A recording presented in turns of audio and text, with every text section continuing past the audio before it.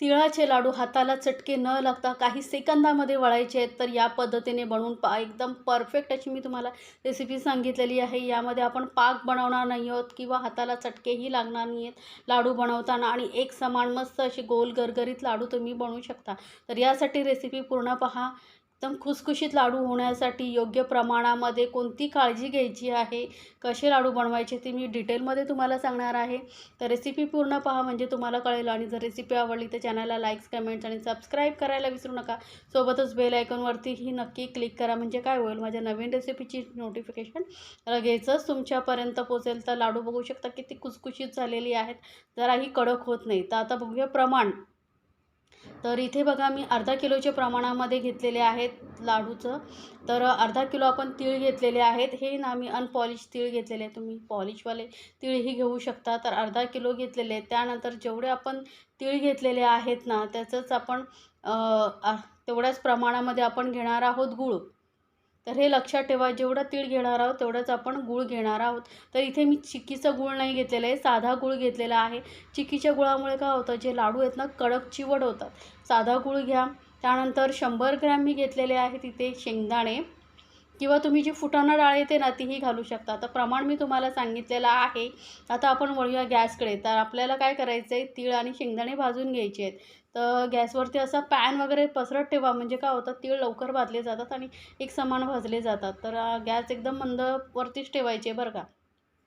आणि मंद गॅसवरती आपल्याला हे तीळ भाजायचे आहेत. आता तीळ भाजण्याचा ही एक पद्धत आहे. म्हणजे काय, जर जास्त प्रमाणात तीळ भाजले गेले ना, तर लाडू जे आहेत ना कडू लागतील. म्हणजे तीळ जे आहेत जास्त प्रमाणात भाजले की त्यांना कडवटपणा येतो. त्यामुळे एकदम मंद गॅसवरती तीळ ना असे फुटफुटेपर्यंत तीळ बघा, असं भाजल्यानंतर ना असा आवाज येतो, तोपर्यंत आपल्याला भाजायचे आहेत. आणि गॅस एकदम मध्यमवरती वगैरे नाही ठेवायची, मंद गॅसवरती ठेवायचं, कारण हे तीळ पटकन भाजले जातात आणि असं पसरट पॅन वगैरे घेतलं ना की भाजायला सोपं पडतं. तर बघा, एक समान सतत मिक्स करत आपण हे तीळ भाजून घ्यायचे आहे. आता हे तीळ बघू शकता ना, असे फुटफुटायला लागलेले आहेत, बघू शकता. म्हणजे आपले तीळ भाजले गेलेले आहेत, जास्त भाजायचं नाही. त्यांच्यावरती ना असा डार्क कलर नाही आला पाहिजे, एवढे आपल्याला भाजायचे असतात.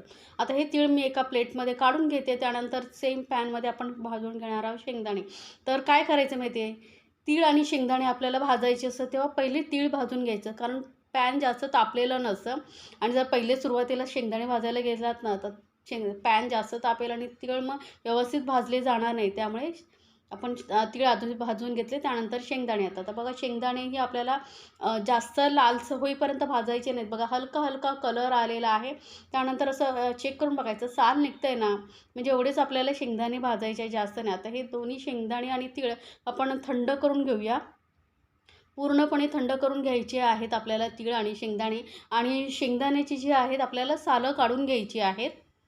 आता इथे मी तीळ आणि शेंगदाणे आपण पूर्णपणे थंड करून शेंगदाण्याची जी आहे सालं काढून घेतलेली आहेत.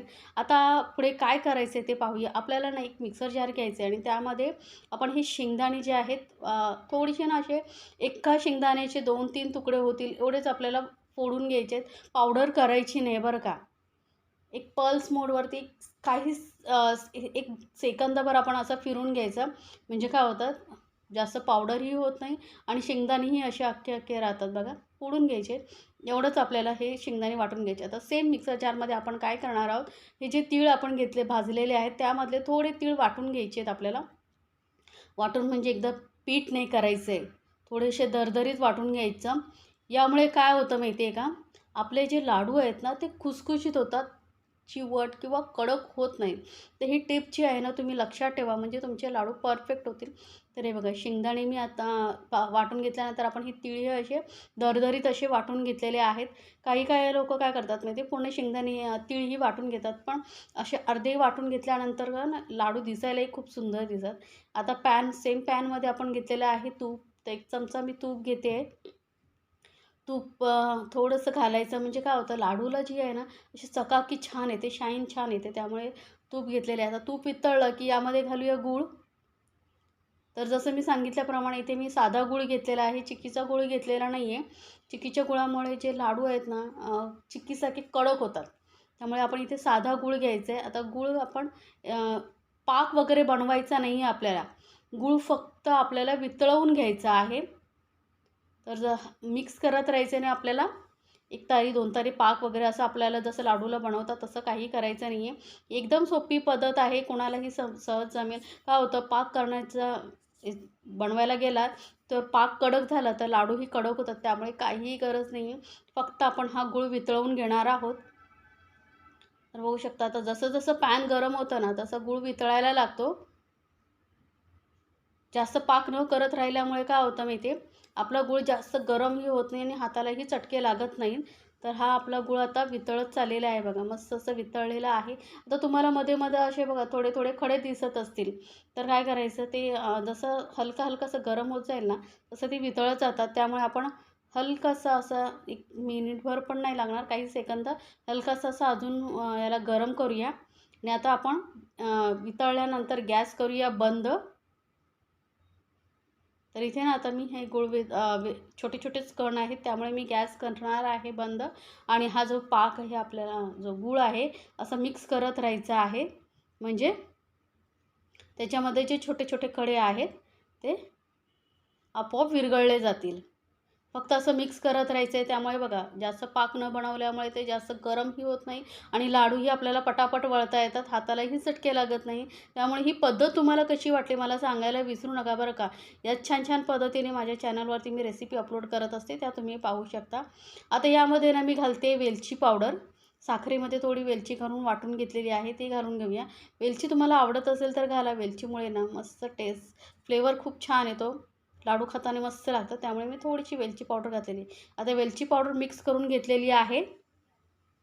आता घालूया आपण तीळ आणि शेंगदाणे आणि बारीक जे आपण तीळ वाटून ठेवले होते ते सर्व 1 बाय 1 घालायचं आणि गॅसवरतीच पॅन ठेवायचं. म्हणजे काय होतं, गॅस आता गरम आहे ना त्यामुळे ते पॅनही आपलं गरम राहतं आणि आपल्याला लाडू वळायला सोपं पडतं. म्हणजे कसं मिश्रण गरम असेल थोडं, तर मग पटापट लाडू वळता येतात, सुकत नाही. आता हे पटापट आपण मिक्स करून घेऊया. आता इथे आपण शेंगदाणे, गूळ आणि तिळाचं प्रमाण एकदम परफेक्ट घेतलेलं आहे, त्यामुळे तुमचे लाडू एकदम परफेक्ट होतील, जराही फसणार नाहीत. आता हे बघा व्यवस्थित सगळं मिक्स करून घेतलेलं आहे. आता आपल्याला काय करायचं आहे, पटापट लाडू वळायचे आहेत. तर लाडू वळण्यासाठी मी तुम्हाला एकदम परफेक्ट अशी ट्रिक सांगणार आहे, ज्यामुळे तुमच्या हातालाही लाडू चटके लागणार नाहीत आणि लाडू व्यवस्थित वळले जातात आणि एकाच साईजचे तुमचे लाडू तयार होतील, छोटे मोठे होणार नाही. तर हे मस्त सर्व मिश्रण आता मिक्स करून घेतलेलं आहे, त्यामुळे जास्त गरमही नाही, कारण तीळ शेंगदाणे थंड झालेले होते. आता हे बघा तुमच्या घरामध्ये असे मेजरिंग स्पून नसेल, तसा नॉर्मल जो चमचा असतो त्यानेही तुम्ही लाडू वळू शकता. हाताला चमच्यानं थोडंसं तेल किंवा तूप लावून घ्यायचं आणि हे मिश्रण घ्यायचं. तो 2-3 प्रकार मी तुम्हाला दाखवते बघा. एक तर असं चमच्यामध्ये भरून तुम्ही दाबून हातावरतीही वळू शकता आणि जास्त गरम नसतात तर हातावरती काढून घ्यायचं. म्हणजे काय होतं, लाडू एकसारखे होतात. पटकन असे गोल गोल फिरवला तर तुमचा लाडू पटकन असा वळला जातो, बघू शकता. तर ही पहिली मी ट्रिक तुम्हाला सांगते. आपला लाडू तयार आहे. किंवा दुसरी पद्धत म्हणजे छोटे छोटे बॉल तुम्ही काढून तुम्हाला असं गरम लागत असेल तर थोडं थोडं काढून ठेवलं, तूप लावून घ्यायचं आणि त्यावरती असं कोमट होतं थोडं थोडं काढून ठेवायचं. म्हणजे काय होतं, दुसरी ट्रिक मी या पद्धतीने तुम्हाला दाखवते आहे लाडू वळण्याची. लाडू वळू शकता. किंवा दुसरी पद्धत म्हणजे मिश्रण घ्यायचं, हाताने गोल गोल फिरवायचं आणि गोल काही सेकंद पण लागत नाही लाडू तयार व्हायला, बघू शकता. वरच्या साईडने सरळ करायचं, हलकसं त्याला दाबून घ्यायचं आणि गोल हाताने फिरवत गेला का लाडू व्यवस्थित वळले जातात. किती झटपट लाडू तयार होतात आणि अजिबात हाताला चटका लागत नाही. हाताला थोडंसं हलकंसं तूप लावून घ्यायचं. तुम्हाला कुठली पद्धत तुम्ही लाडू बनवू शकता, कोणाच्याही मदतीची गरज नाहीये.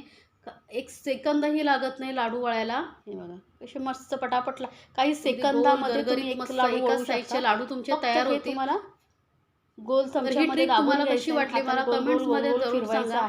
या पद्धतीने एकदा नक्की लाडू बनवून पाहणी मला सांगायला विसरू नका. कमेंट्समध्ये जरूर सांगा तुम्हाला ही रेसिपी कशी वाटली. छान छान आणि लाडू बनवणी एन्जॉय करा. या मकर संक्रांतीमध्ये सबस्क्राईब करायला विसरू नका. सोबतच बेल आयकॉनवरती नक्की क्लिक करा.